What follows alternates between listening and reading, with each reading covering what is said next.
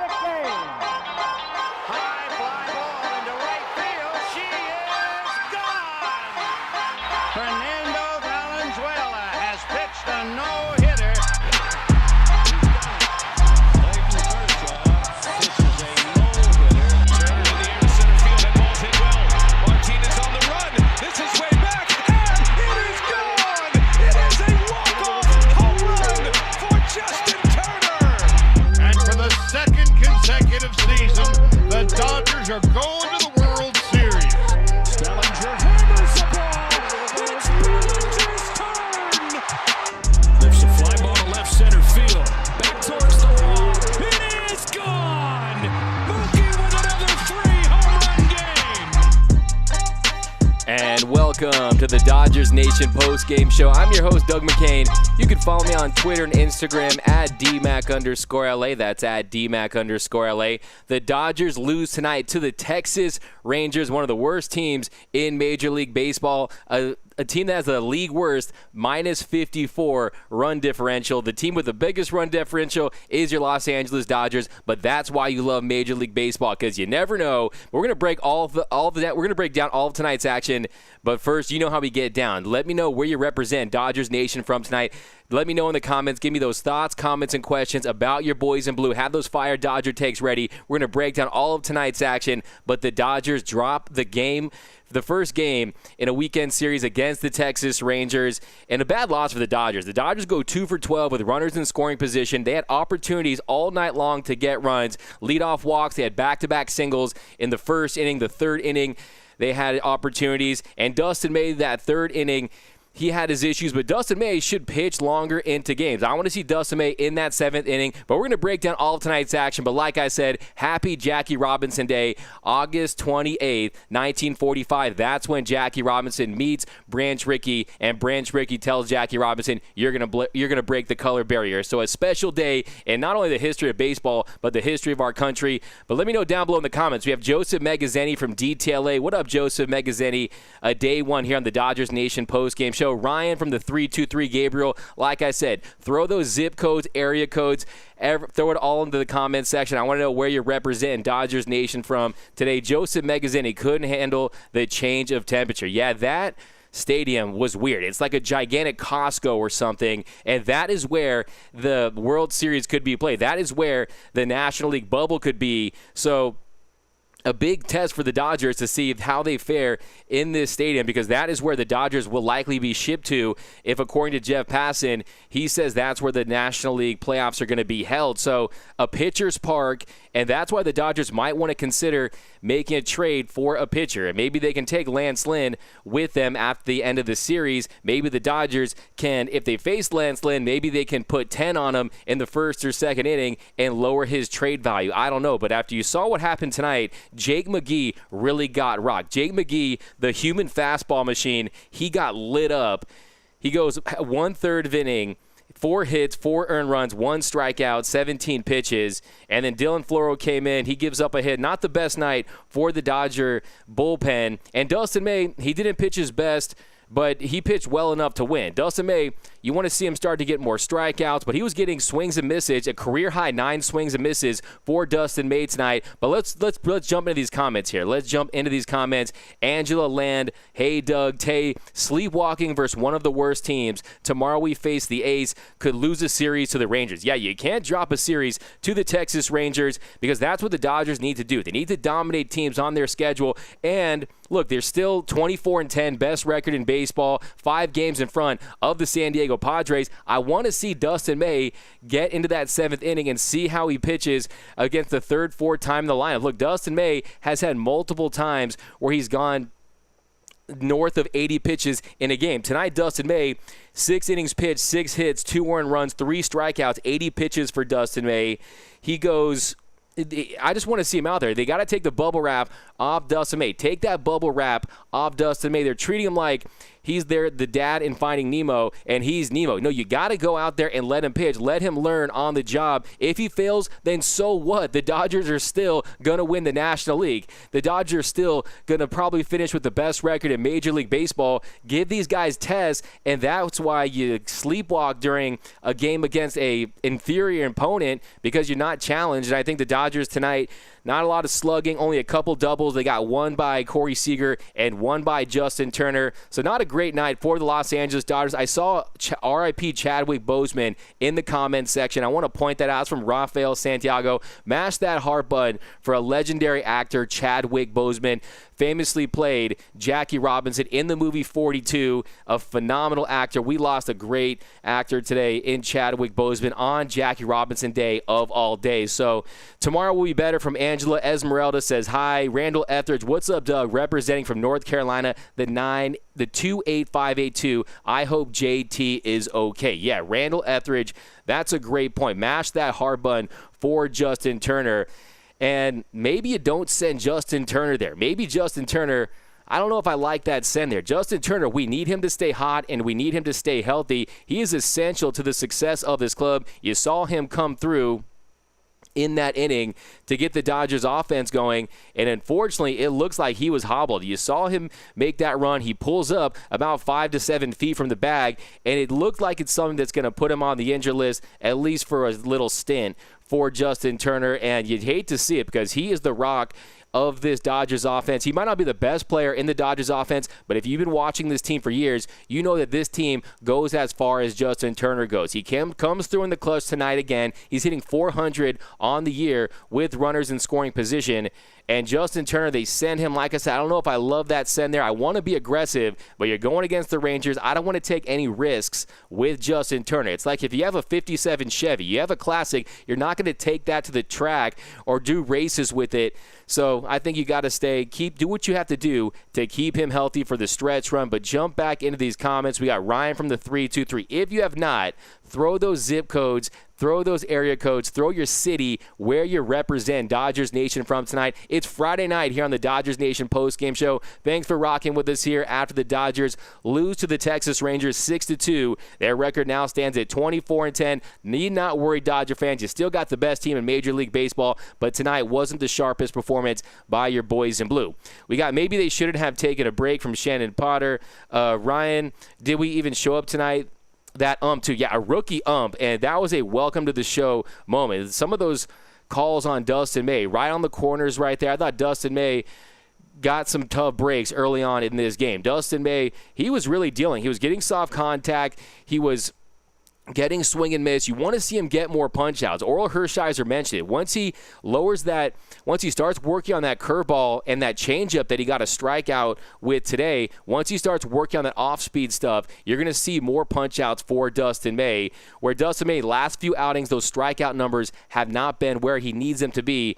When he's really optimal, you're going to see him punching guys out like he did Manny Machado when he was mesmerizing in San Diego. So I think you'll see those numbers go up. But when you're pitching 93 to 98 and you don't have that differential, but he was still getting that soft contact, and Dustin May, another step in the right direction. But I want to see Dustin May get challenged by this team, by Dave Roberts and his coaching staff. Throw him out there against one of the worst teams in Major League Baseball in the 7th inning and see what happens. Dustin May, He's gone more than 80 pitches on multiple occasions in the minor leagues, and he's pitched well in those situations. So I don't want to hear that he's not stretched out enough to be given that opportunity. And this Dodgers pitching staff, clearly they're veering on the side of caution. They're trying to keep guys healthy for the postseason run. But here, let's jump back into these comments. Thanks for rocking with us here. What up, Gene? What up, Gene from Santa Monica? Lacey Washington from woohoo, Jose Rod. I can't take it.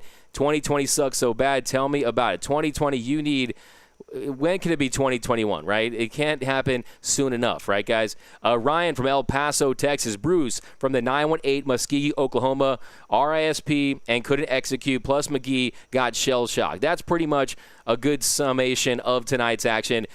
Dustin May pitched well enough to win. We'll break down some of his performance tonight, but the Dodgers, they had multiple opportunities offensively throughout. They just could not get it done, and they were going against Mike Minor. Mike Minor has struggled mightily this entire year. They had him on the ropes early, and they just couldn't cash in, and unfortunately, he was struggling with his control.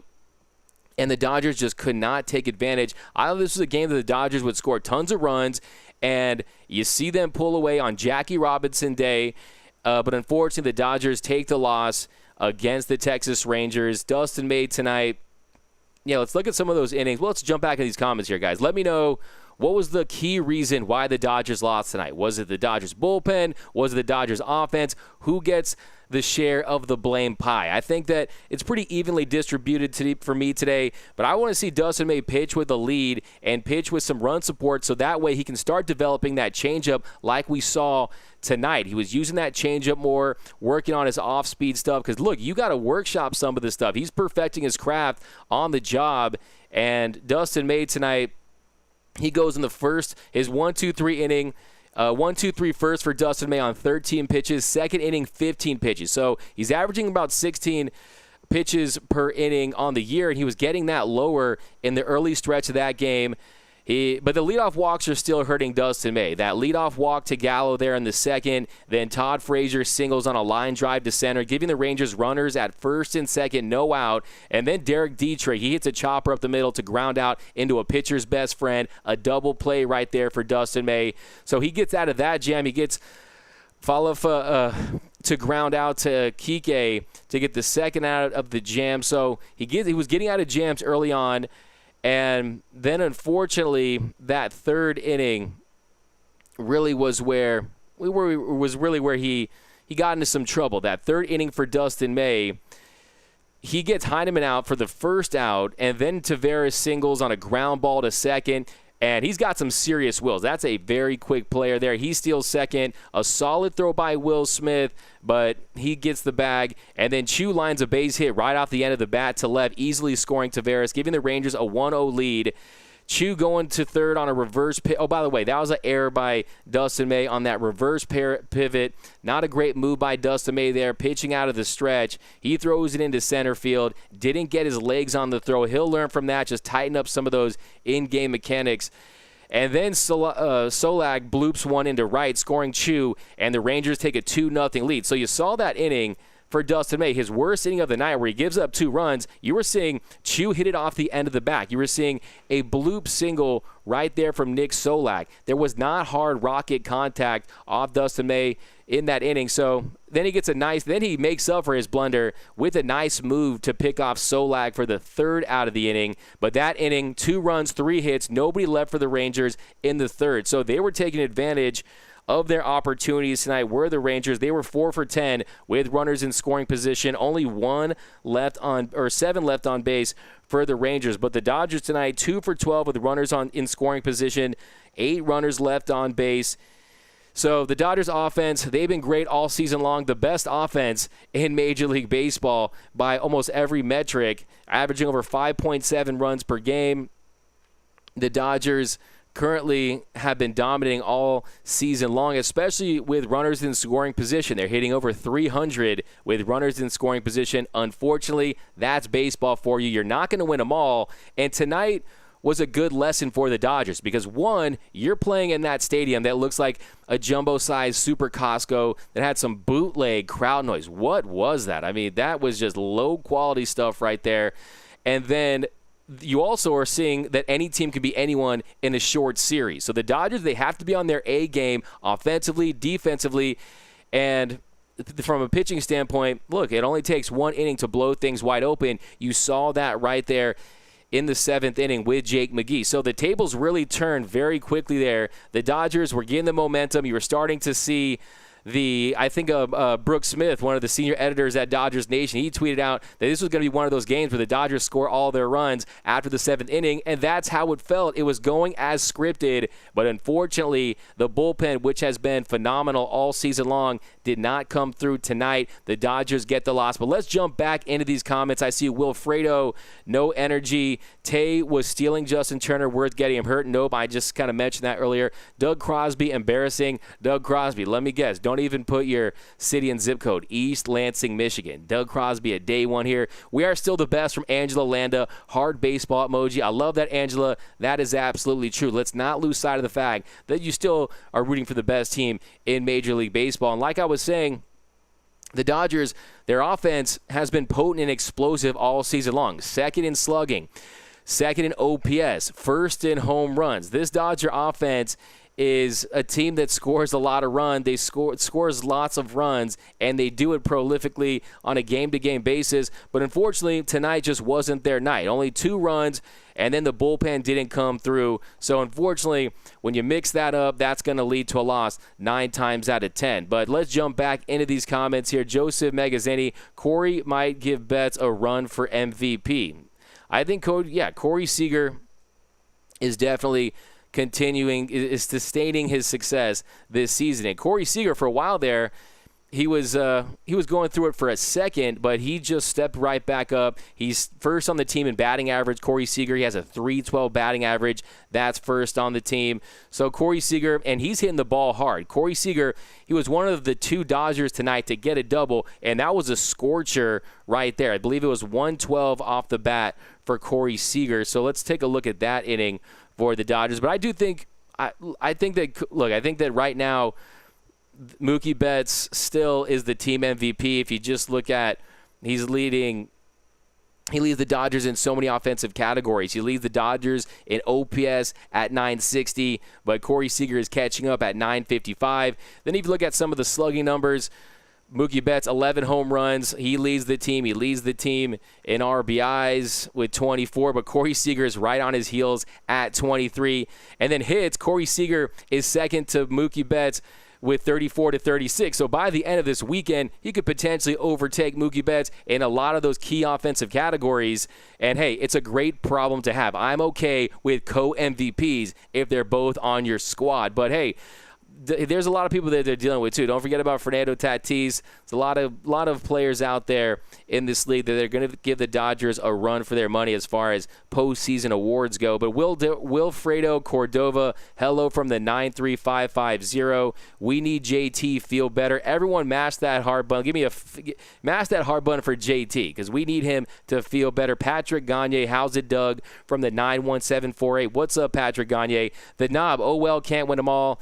Yeah, baseball's that sport. Look, you lose basically 1/3 of your games, okay? And tonight, if you lose a game, the important thing is to take something from it, to learn a lesson. And I think tonight the Dodgers realize that, yes, the bullpen has had a great year, but every now and then, look, a lot of these bullpen pieces that have been success stories for the Dodgers this year, Jake McGee, Blake Treinen, they're coming off of rough years, and they're trying to bounce back after having seasons where they weren't throwing their best, where their stuff was not their best. So the Dodgers definitely need to keep it going on offense, and they need to score their way to a World Series, in my opinion. I think this Dodgers offense, they need to score runs to raise that Commissioner's Trophy. We can't rely on the arms. Yes, we want the arms to be effective and great, but we've started to see guys struggle at times. Look, Scott Alexander couldn't find the strike zone yesterday. Blake Treinen, he gave up some runs in the extra inning game. The one run he gave up in that game. Kenley Jansen, he blew his first save of the year. So yes, this bullpen has been elite thus far, but bullpens to me, they're always touch and go. They're day-to-day, and they go through hot and cold streaks like offense and other position groups. So here we go. Jet lag after a rare doubleheader from Steve. That's a great point. Definitely traveling, especially in the era of COVID, can be an issue, and definitely this Dodger team going through a lot emotionally as well. Not making excuses for this club, but they didn't have that same spark on the offensive end that you'd like to see. But hello from Roseburg, Oregon. Rest in peace, Chadwick Boseman. All day, every day. Chadwick Boseman, a sad, tragic night, because he was a real one, man. Some of my favorite movies in the last decade have featured Chadwick Boseman. Rest easy, Chadwick Boseman. Ryan, replying to Steve, exactly. Yeah, Chad, will the Dodgers make a trade before the deadline? Chad M. That's a great question because there's a lot of factors in play when it comes to this year's trade deadline. In the events of the last couple days, I've heard that some of the GMs have been dealing with other things and they haven't been as focused on making trades. But as far as this team goes, I do think that Andrew Friedman, he wants to upgrade if there's a deal to be made. And if Andrew Friedman goes Andrew Fleeceman, he's going to make a deal. But there's some other things to consider, too. One, you get this player, he's only going to be there for 27 games and the postseason. So if you're going to get a guy that's on an expiring deal, let's say a Trevor Bauer,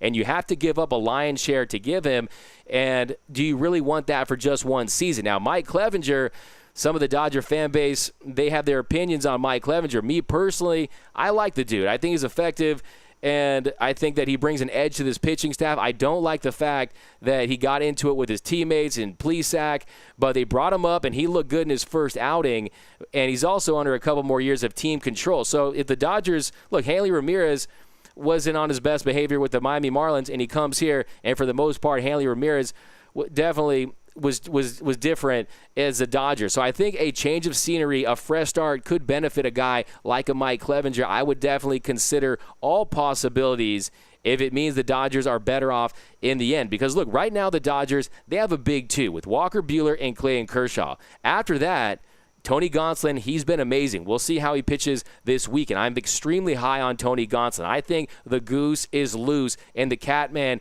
is the real deal. And then Dustin May, he's very effective. He is explosive stuff. You see, he's got that mix, a two-seamer with the arm side run. He can induce soft contact with the sinker. It's just landing that curveball for strikes, landing that changeup, and just changing the eye level like Dave Roberts likes to talk about. So he's still in the development stage of his career. I wouldn't mind seeing Dustin May go to that bullpen or Tony Gonsolin go get the starting role, and then the Dodgers adding a piece. And then you see the Dodgers, their rotation would have a quartet of elite starters, but we'll definitely work that out. But I think Dustin May, I would have no problem with Dustin May as the starter, but you throw him into that bullpen. Look at Adam Wainwright early in his career. He was coming out of the bullpen, and then he went on to be an elite starter. So I think that the trade deadline is going to be very telling for this team. And I think if you're the Dodgers, if you're going to make a trade, I would like to see them make a trade if they're going to give up some key pieces, some key prospects, maybe a Ross Stripling, a Jock Peterson, and then some key prospects, Josiah Gray, Ruiz. If they're going to go crazy like that, then I want to see someone with some serious team control, because Lance Lynn, who we're going to be facing this week, he has one more year on his deal. So that could be a way to justify trading someone this season where you're only possibly going to get 27 games. But let me know down below in the comments. I want a one-word answer from you guys. Should the Dodgers make a trade at the deadline? Give me a yes or no. Simple as that. And if so, throw in who the Dodgers should trade for. If they're going to make a trade, should it be for Lance Lynn? Should it be for Trevor Bauer? Should it be for Mike Clevinger? Or should they stand pat? Look, the reality here is, yes, the Dodgers can win a World Series with the roster as constructed. They have the arms to do it, but you really put yourself over the top if you bring in an elite starter who's effective in the postseason, and there are guys out there. So we'll see. But Jake McGee is still good from T. Charlie. Yeah, Jake McGee for the most part. Look, hey, all these bullpen guys, they've been due to have a clunker. Kenley Jansen had his. Jake McGee had his. Trinan really had his against Arizona, and he's been shoddy a couple different times, but for the most part, he's been big in big spots for this team. So, look, at some point, bullpen guys, they're not going to be perfect. They're not going to be Eric Gagne going 84 straight saves. So, it's just not going to happen. Offense not clutch from Joseph Megazzeni. I beg to differ this year. I mean, look, you saw the last game. Yesterday's game, you saw 2-strike, 2-out hitting. Austin Barnes, Jock Peterson working the count. This year, the Dodgers, if you want to kind of break down how this team has evolved offensively, those numbers definitely reflect that the Dodgers have been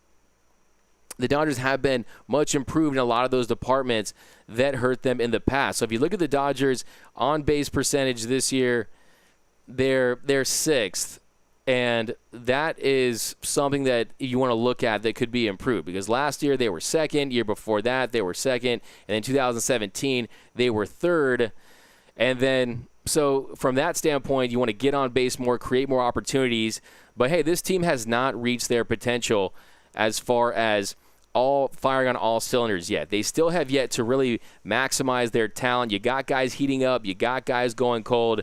Most particularly, so the cold gang right now, the going through it gang right now, you got CT3. He's hitting .211 in his last 7. Kike Hernandez is hitting .056. I hope he's rooming with Mookie Betts on this road trip. Kike Hernandez has really had a precipitous decline in performance since that opening stretch right there. He'll get a home run every now and then just to keep the conversation going with Kike Hernandez. But to me, I know Gavin Lux struggled yesterday, but I would like to see the development of Gavin Lux. Kike Hernandez defensively, he's an asset. There's no question about it. And then Will Smith, you saw him get a double tonight, which was a promising development, and you'd love to see Will Smith start having success because, look, he's hitting the ball hard. It's just right to the gloves of the opposing teams. And tonight he hits one into left field, and that got the rally starting. So Will Smith in his last 7, he's hitting .133, but his BABIP really doesn't translate to the lack of success that he's having with how hard he's hitting the ball. So I'm still a fan of Will Smith. But let's jump back into these comments. I'm interested to see how you guys feel about the Dodgers making a trade. LOL, you got it, Doug. I told you. I always know because of the backwards hat, bro. You rocking it. Deborah Young, I'm sure they were exhausted. Ryan, no worries, though. We're still the best team in Major League Baseball, and we'll bounce back. James Wright, Dodgers.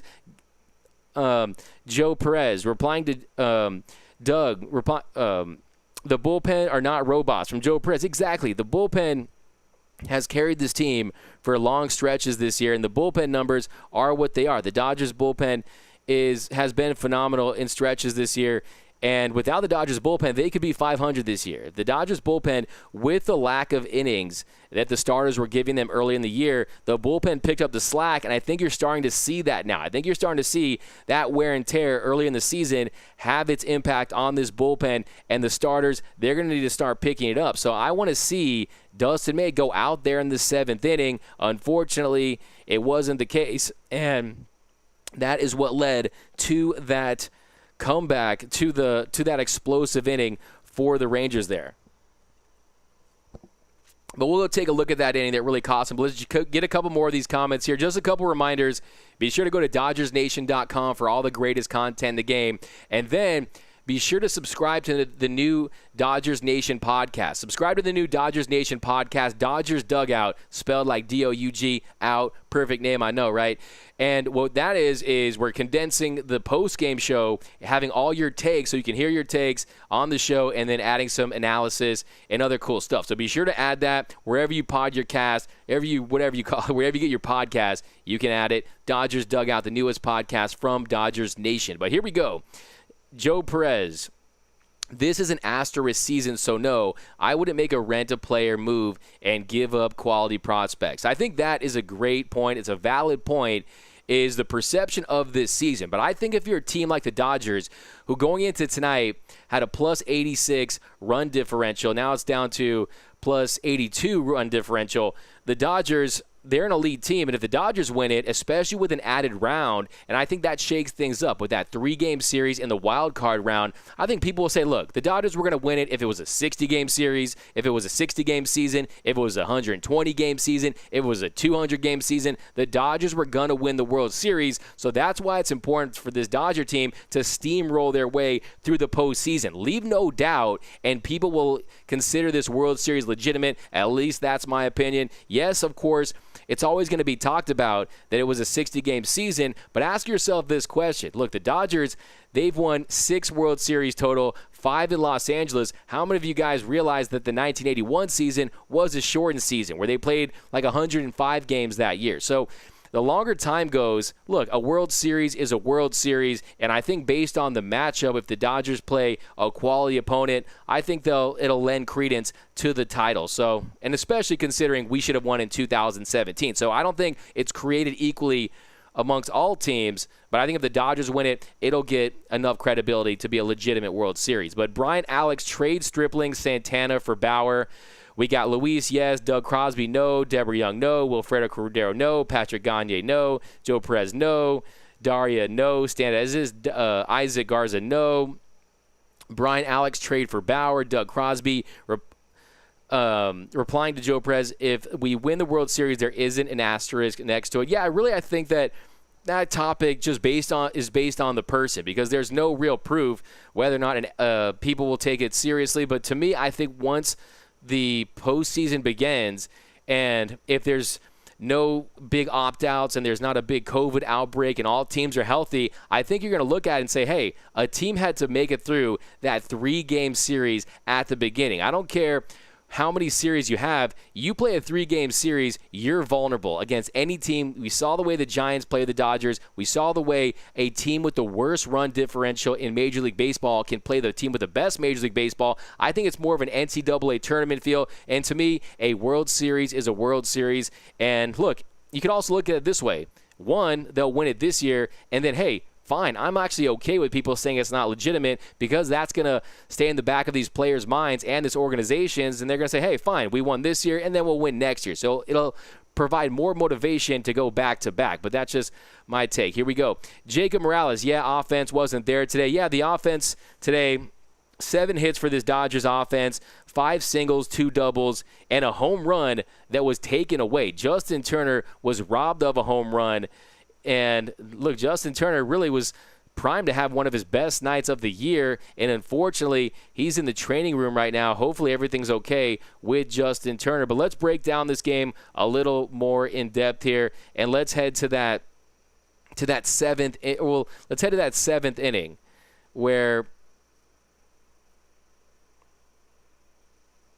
Well, the 4th inning, too. So the Dodgers had an opportunity in the 4th inning. A.J. Pollock singles on a ground ball to left. Chris Taylor, he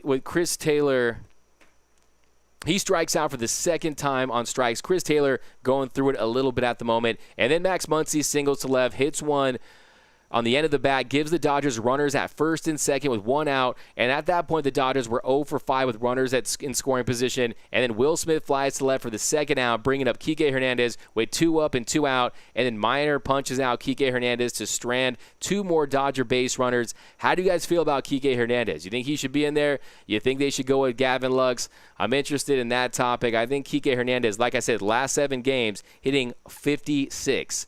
Kike Hernandez, every now and then he'll go deep for you, but for the most part, I think Kike is what he is at this point in his career. And then the bottom of the 4th inning, Joey Gallo, he flies to center. Frazier laces one to center for a single on a Dustin May cutter, and another shot off the end of the bat. So that goes for a base hit. Then he strikes out Dietrich with an 87-mile-per-hour curveball and a nice pitch by Dustin May. And once he starts executing that curveball and throwing it for strikes, that's when Dustin May goes from being a great prospect, a potential frontline starter, to a frontline starter. That's when he's going to take that leap, and you're going to start seeing 8 to 12 strikeout games on a regular basis for Dustin May.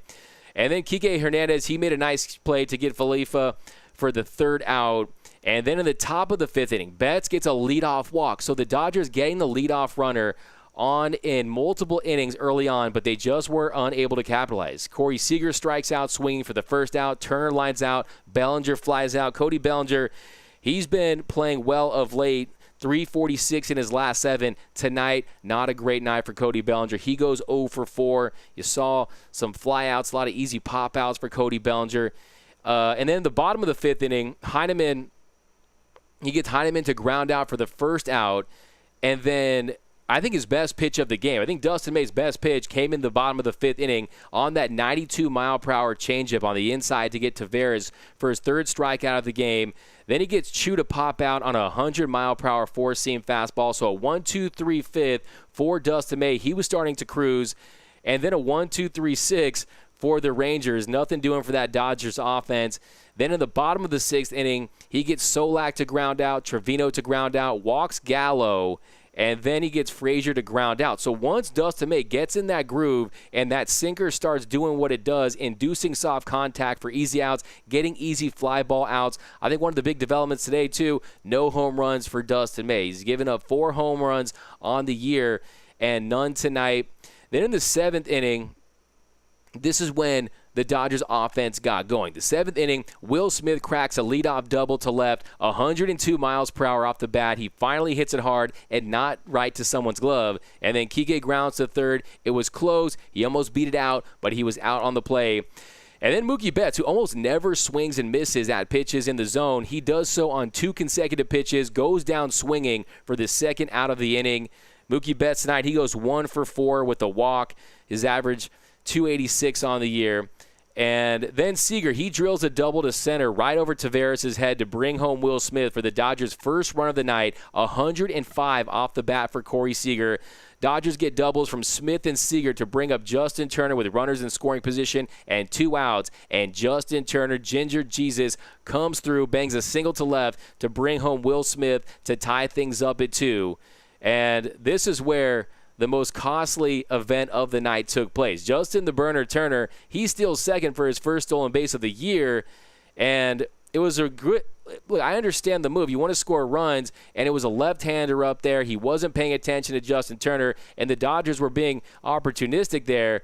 But you saw what happened. I mean, the throw was one-hopped, and Turner, he was walking gingerly right after, and he was about to take that headfirst slide. He just let up right about 5 to 7 feet before he gets to the bag.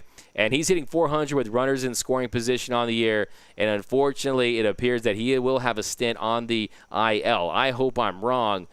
And then after that, Bellinger strikes out. Then the Dodgers come up with 2 big runs in the inning. They tie things up at 2. And then the nightmare inning, the inning from hell for the Dodgers. We're going to get into that in just a second here.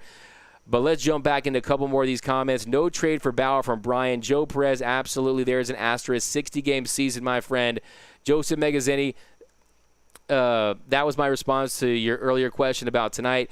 We got trade Roberts from Brian Alex. Let's trade a manager with a .610 winning percentage that's been to 2 of the last 3 World Series. I don't think so. I think I'm going to keep Dave Roberts for now. Look, a couple seasons he doesn't get it done or they have an early exit this year, I still wouldn't fire him no matter what happens this year. Look, you have the best record in Major League Baseball, and he's a guy that knows how to get guys out of slumps. He knows how to keep a good clubhouse. He knows how to keep the spirits high, keep the group motivated. So I'm definitely still fine with Dave Roberts until further notice. Replying, trade Stripling for Bauer from Brian Alex. Trade Stripling for Bauer.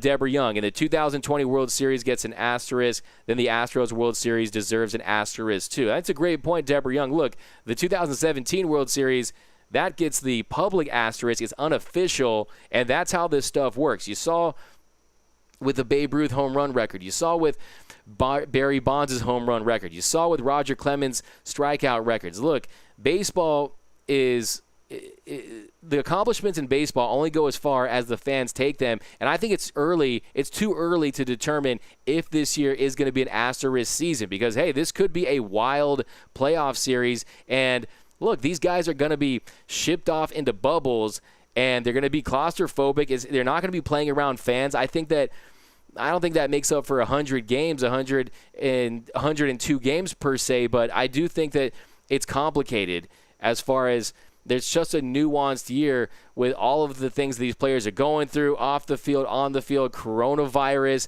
who will they play, extra rounds. I think that this season, yes, it will not carry the same weight as a 162-game season, but what it will do is it will be more memorable. This World Series, like it or not, I don't care how you feel about the 60 games, this World Series is going to be more memorable than I would say probably 60% of the World Series that have been played in the past because this World Series, everyone's going to remember the year that it was played in a bubble, that it was played in front of no fans, and who will get the quarantine title, the quarantine title I've been calling it. So, but hey, I agree with your opinion. It's valid, but I think differently on it. I think that this World Series is going to be memorable, and I think that it's based on the team who wins it and the matchups we're going to face. But let's just hope we get there. It's a problem I would love to have. There would be nothing more than I would love than to have someone tell me that my Dodgers World Series is illegitimate. I would love that problem. But here we go. If you go for anybody, Clevenger from Julian, we got exactly, thank you, Doug. We got Jose Rod. We got cheated out of the 1977 World Series and won a couple years later in a shortened season. Deja vu. That's a great point. Brian Alex, Dodgers should have been the 2017-2018 World Series. Exactly. It's like 3 for 1 right there if you're the Dodgers. Ray Bar-Simeon, hey, Doug, just checking in. Great show as usual. Dodgers had a tough loss tonight, but we will come back tonight. I love that. Always bringing the positive vibes to the show. Ray Bar-Simeon. Dodgers already have good hitters from L.A. Dodger Blue, number 12. Yeah, I wouldn't really change anything for the Dodgers when it comes to the offense. I think the offense, we'll see what happens with Justin Turner, barring any major development there. You have to realize any injury this year is a long-term injury. Any injury could end someone's season. So there's going to be you got to stay hot and you have to stay healthy. I've been saying it all season long. Hopefully this Dodger team stays healthy. But that inning from hell, let's break that down. And it was the seventh inning right there. The 7th inning for the Rangers. So Jake McGee, he gives up his first home run of the year to Derek Dietrich. Falafa singles to right, Heineman singles so the Rangers get first and second, nobody out, and then he gets Taveras swinging. That was a nice pitch right there to get Taveras swinging, and then Shin-Chu Su singles to bring home another run, giving the Rangers a 4-2 lead. Then Solak pounds a double into right center to score another run, giving the Rangers a 5-2 lead. The Dodgers relievers, they had surrendered 5 hits in the inning. So 5 hits in that inning given up by Dodger relievers right there is not their MO. I think it was more of an aberration. And then Jose Trevino, he flies to right, and Mookie, he makes a hell of a throw right there. You saw that rocket arm. I'm telling you, Mookie Betts could start for a couple teams. I could see him in there playing the Wildcat in the NFL. Football season, Mookie Betts has a rope. He's got a cannon right there, and that was a hell of a throw to try to get Shin-Chu at the plate. He slid wide of the bag. It was ruled safe, and that gives the Rangers a 6-2 edge at that point. And then finally, Floro gets Todd Frazier to fly out to right for the 3rd out of the inning. So only the 5th inning, the Dodgers allowed 4 runs on the year. So only the 5th inning, all season long, that the Dodgers bullpen has failed to come through and has given up more than 4 runs. The Diamondback series, the Padres series, so a couple of bad outings sprinkled in there. So the Rangers get 4 in the inning on 5 hits, a home run, 3 singles, and a double.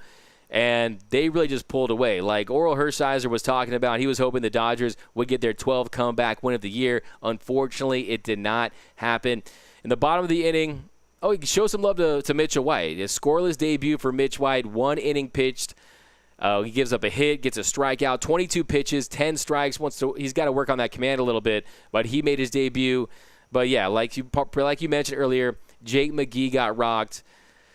And yeah, Dustin May, his worst enemy is his pitch count. If he can keep that pitch count low, especially in those first 4 innings, he can go deeper into games. I want to see him pitch in the 7th inning because, look, he gives that leadoff walk to Gallo. You just can't do that. That to me is a mental thing for Dustin May. Yes, he has the talent. He can execute all the pitches. His stuff is just filthy, flat out gross. But in a situation like that, you're going up against a guy who's hitting 186 on the year and you give a leadoff walk to Gallo, that's not going to get it done. You got to attack hitters like that and execute in those situations. You can't pitch behind in counts and walk a hitter who struck out 44 times on the year. So, other thing to it, Dustin May, you want to see him be a little more effective out of the stretch and work on that differential as far as miles per hour go. If you're throwing constantly from 93 to 100, he's got to get that curve, that change going, and then you're going to start to see him be that ace potential that he definitely has. So he does a lot of things at an elite level, inducing soft contact. Another takeaway from tonight, too, was Dustin May getting swing and miss from a variety of pitches. He was getting swing and miss from his changeup, his sinker, his cutter. He landed one of those changeups in the zone for a strike. He struck out Shin-Chu on a sinker. He got Dietrich to strike out on a foul tip with that curveball, and then he punched out Taveras with his changeup in the 5th. So some really juicy strikeout victims right there for Dustin May. And look, if you're the Dodgers, you got to dominate a team like the Rangers. Yes, we mentioned the travel, lots of emotions, but this Dodger team will tell you that the Bats did not get it done like they should have earlier in this game. You dominate a team that is 24th in OPS at 623, and they have a 5.16 ERA. So That's their 24th in team ERA, and the Dodgers go 2 for 12 with runners in scoring position, and they average 5.7 runs per game. That is why baseball is the greatest sport. You won't see that in any other sport. That kind of it's just you just never know who's going to win. That's what I love about this game. The umpire was terrible. Just some of those they weren't even borderline pitches there. He was just flat out botching some calls out there. They had Mike Minor on the ropes, didn't take advantage. But a couple more takes right here. Then we're going to hop out, guys. Thanks again for rocking with us here on the Dodgers Nation post-game show. Want to spend a shout-out for Jackie Robinson. Jackie Robinson, give me a one-word response for how you feel about Jackie Robinson. One-word response to describe Jackie Robinson. I think I'm going with my T-shirt, legendary. Jackie Robinson, he won Rookie of the Year in 1947. League MVP 2 years later, and was the Dodgers' best player from 1947 to 1956. And in that span, the Dodgers won 95 games per year. They made it to 6 World Series, and they won 1. So Jackie Robinson, just to play at a Hall of Fame level like he did, and he gets to the big leagues late. Most of his career, he was north of 30, and he was just a legendary player. I think one of the biggest heroes that this country has ever seen. And here's my fact about Jackie Robinson and how great he was as a player. Because, look, if he was just an average player, what he accomplished would make him a legend and make him iconic, right? But what he did as a player, he was equally as good as a player. So in 10 seasons, he ranks third all-time in total WAR for the Dodgers at 61.5, and his 7.22 WAR per 162 games is the best in team history. So Jackie Robinson was a baller, and let me read some of these comments here, guys. We got GOAT from Mora. We got Courage from Joe Perez. Brian Alex, yeah, facts as long as we make it. We got, horrible from Ryan Montez. Ray Bar-Simeon, as long as the Dodgers make it. I don't care who they play in the Fall Classic. We got to win this year. I'm on board with that. Big facts. Hey, I would still take it, LOL. Only fits on my pinky finger from Ray Bar-Simeon. We got, so let me know down below in the comments if you have subscribed to the Dodgers Nation podcast, the Dodgers Nation podcast, Dodgers Dugout. And we're going to take all your comments, throw it on there, and then we're going to add all kinds of post-game reactions, all kinds of analysis. So find that wherever you get your podcast, Apple, Spotify. Subscribe, write a review. That'd be awesome. But, yep, guys, the Dodgers dropped tonight's game 6-2. Tomorrow, Ross Stripling goes for your boys in blue. We'll be back Sunday. Thanks again, as always, for rocking with us here on the Dodgers Nation post-game show. Head over to DodgersNation.com for all the greatest Dodgers content in the game. Gear up, get your merch. Go to DodgersNation.com/shop to get one of these T-shirts, this legendary 42 Jackie Robinson T-shirt. And then be sure to subscribe to the YouTube channel. Go to youtube.com/DodgersNationTV. But thanks again, as always. Think blue, bleed blue, and I'm out.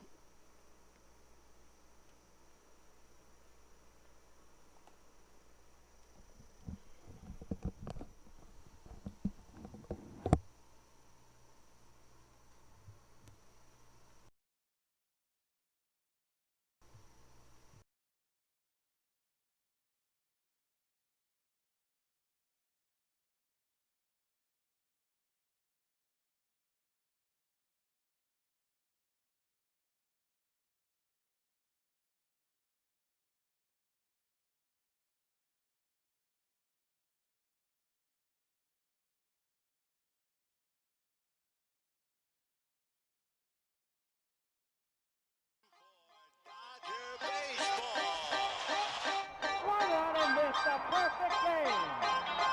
High fly ball into right field. She is gone. Fernando Valenzuela has pitched a no-hitter. This is a no-hitter. Turner in the air to center field. That ball's hit well. Martinez on the run. This is way back, and it is gone. It is a walk-off home run for Justin Turner.